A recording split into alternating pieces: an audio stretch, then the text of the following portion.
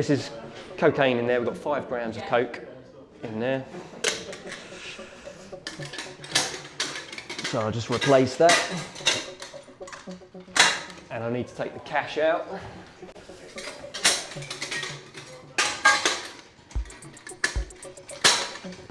So that's now ready for its next run. The cash is gone, coked it in.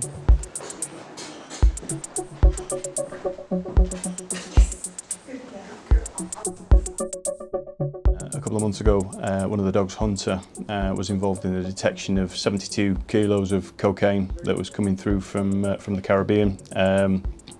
The cocaine itself was suspended in liquid, in fizzy drink bottles, and the Hunter actually indicated on throughout the pallet there were certain bottles containing cocaine, certain bottles that didn't, and he indicated successfully on all the bottles that did.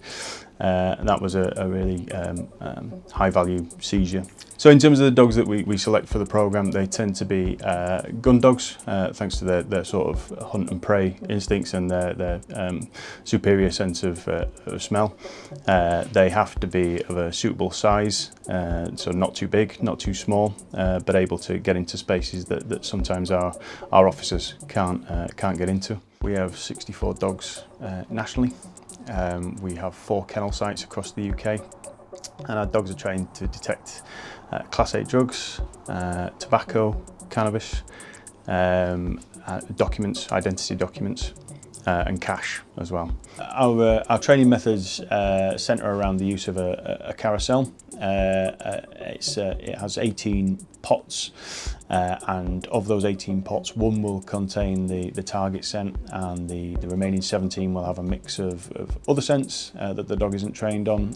They'll have maybe personal items from their handler, distraction scents, so things that we're looking for the dog to be distracted by.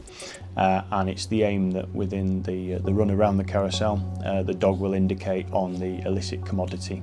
If they successfully do that, that's their refresher training done. So the samples are either from approved suppliers, or sometimes we will take them from our seized commodities, where we store seized commodities as evidence.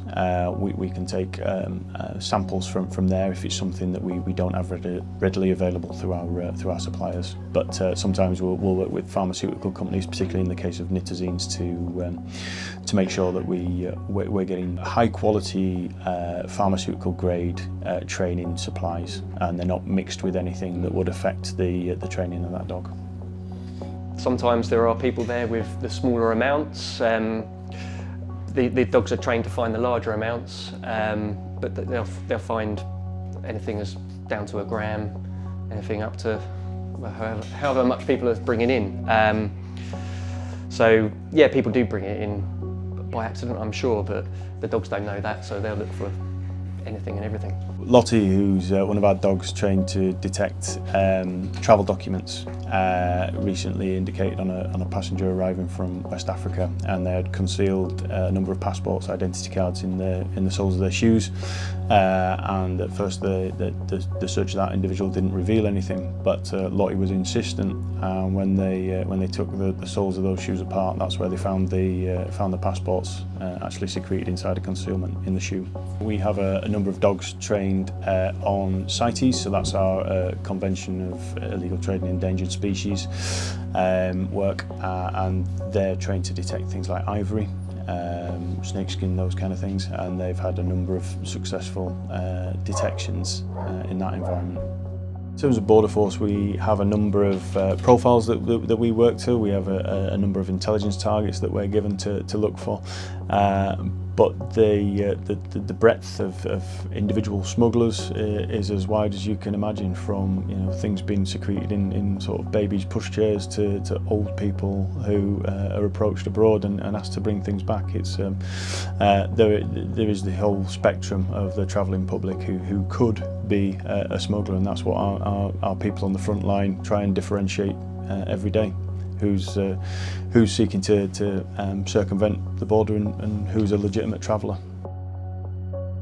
I think over the last year, between March 2022, March 2023, I think we detected around just over 800 kilos of Class A drugs through the dog programme. And over that same time period, I believe 400 kilos of that, maybe just over, was heroin. That's a real significant contribution. So nitazenes are a threat because they're a synthetic opioid, so they're lab created, and their potency is sort of 100 times more than that of heroin. So you have a high risk of people not realising how dangerous that substance is. You have the high risk of people sort of unintentionally overdosing on that substance. It's also, because of its potency, much smaller quantities are needed in terms of market supply, which makes the detection of nitazenes really important. And as I said, the fact that we're able to train canines to detect that is really important to us, because some of our conventional detection technology might not be as capable as a canine. We believe we're the first globally, the first border agency to be training dogs to detect nitazenes, and those dogs are 2 weeks into their training now, and that's something we're placing a lot of emphasis on to try and get ahead of the threat. The dogs that are currently being trained on nitazenes are Dan and Joss, both of them Springer Spaniels, both of them with keen sense of smell.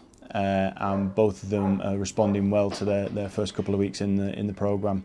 They're a tried and tested breed for us in terms of that Springer Spaniel. We know they work effectively in the environments that we want to operate in, and hopefully they go on and have great success throughout their careers with us. The relationship between the handler and the dog is absolutely key.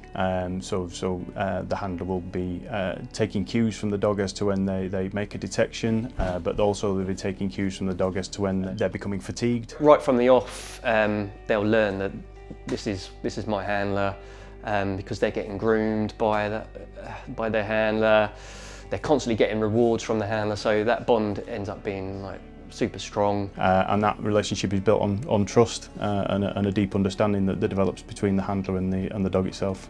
The handler will be the only person who really understands when that dog is onto something, when it's going to find something.